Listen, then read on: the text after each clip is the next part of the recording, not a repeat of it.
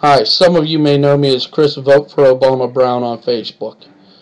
I want to talk to you tonight about the Occupy movement and my views and opinions on it. Now, although I am for the Occupy movement and do feel I'm part of the 99%, but on the other hand, I'm not willing to go camp out in the cold and become homeless when I was already homeless at one time. I lived out of a van for a year and a half. 2008 to 2010. November 11, 2008 to June 4th, 2010. That I can tell you the dates because, believe me, when you're homeless, you kind of know this stuff. It wasn't a fun trip. I hated it. It sucked to be alone. I stayed in Walmart parking lots. So, actually, you could say that I was occupying Walmart, a corporation, before, before the Occupy movement even started. So, anyways, if you look at it, although I kind of disagree with the whole entire camping out thing.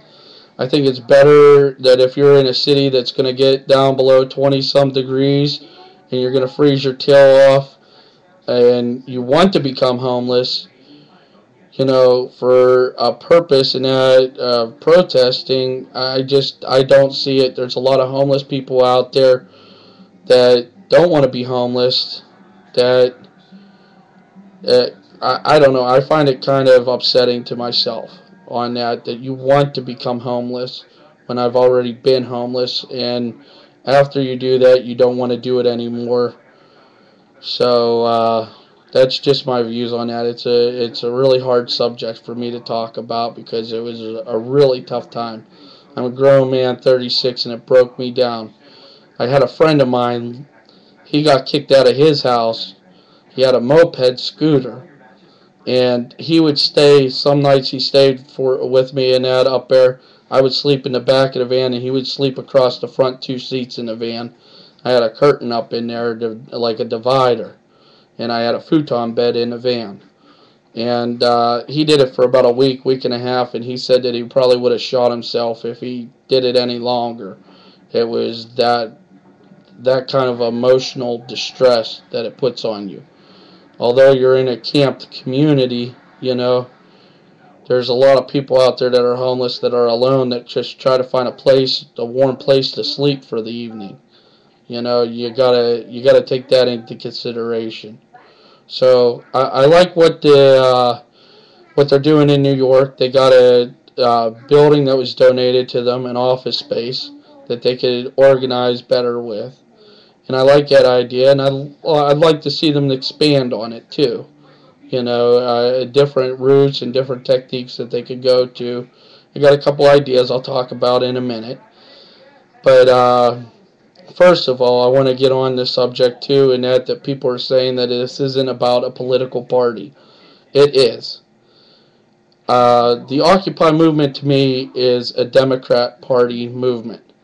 And the reason being is that most of the people, a good percentage, put it to you this way, the 99% of the 99%ers are saying they want to get corporate greed out of politics. And in order to do that, you have to stop the Super PAC committee. Now, it will hurt the Democrats a little bit because we got the unions, and the Republicans mainly have the corporations because Obama wants to tax the rich. So they're not really going to want to be throwing their money to keep him in there if they know that they have to pay higher taxes. The Republicans want to get rid of the unions, sort of like what Scott Walker's doing and what Ohio tried to do. But the people stood up on that. Sorry, people, I got a cold. I'm going to take a swig of water. Excuse me.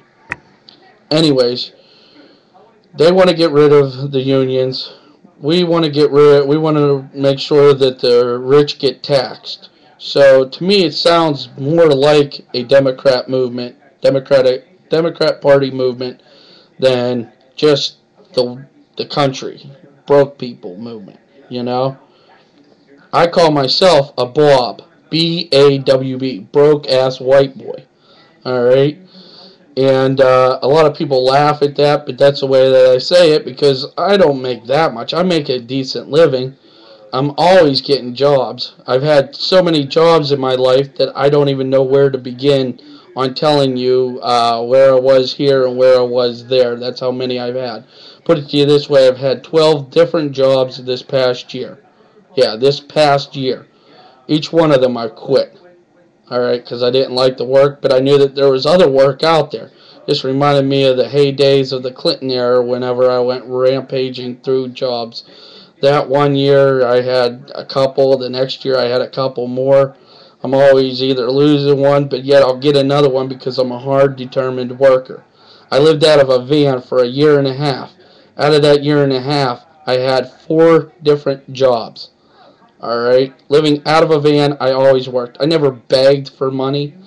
I never begged for food. You never see me with a sign, oh, please help me, woe is me. No, you didn't see that. I would always go out there and work for the money that I got so that I could feed myself. Excuse me. Now, apartments were kind of expensive where I was staying in Myrtle Beach, South Carolina. So I wasn't able to make enough money to afford an apartment to live, but I did make enough of money to afford myself to live. Alright? To survive, I would say.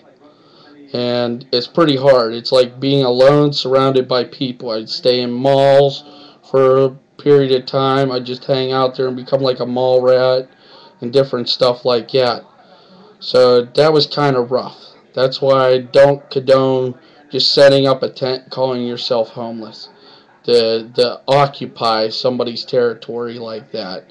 I mean, in the city park or something like that, it seems wrong and degrading to the homeless to me. Excuse me. Now, if you went to like a senator's, residence or where they live, a public area outside of where they live, or a congressman or congresswoman place of where they live, or a corporate's housing unit or something like that. If you go to where they live and you occupy a land that's near where they are, then that's a different story. Alright? Now, on the other hand, like I said, I think it's a Democrat movement, and the reason being is the super PACs.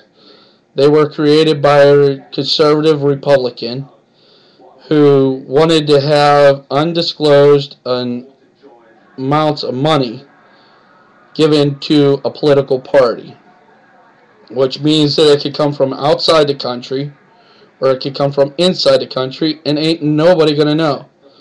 So, say, we'll take the Koch brothers, or Koch brothers is what they're called, but I call them Koch brothers. But anyways, I would take it from their thing. If they want to give out $5,000 to a PAC committee, alright, that is Republican, but on the other hand, they want to donate $25 million to a super PAC committee, they can do so and have it expunged, like they don't, like nobody even knows that they gave them $25 million. Or say China wants to back a political party, say another country in its entirety wants to put back a political party, they can do so through the super PAC. Now, on the super PACs, like I said, they want to go ahead and dismantle the unions and just have corporations. Like they did out there with Scott Walker in Ohio, tried it, but they failed. That's why they're trying to get rid of them. Because if you get rid of the unions, what's left in a super PAC? Corporations, So it must be a rallying cry for the Democratic Party to stand up and back the Occupy movement. It needs to get organized a little bit better than what it is, because you have too many Indians and not enough chiefs, as they say. Alright? Too many people running the boat and no captain. Now, if you want to, you can do like the Tea Party does. Tea Party has 2 people running it. A man and a woman. Alright? And now, you could do that. You could get a whole organization and have a committee. Have an Occupy committee from different people throughout the 5 major cities in the United States that are holding Occupy movements. And you could have certain people from that committee. That's one way of doing it.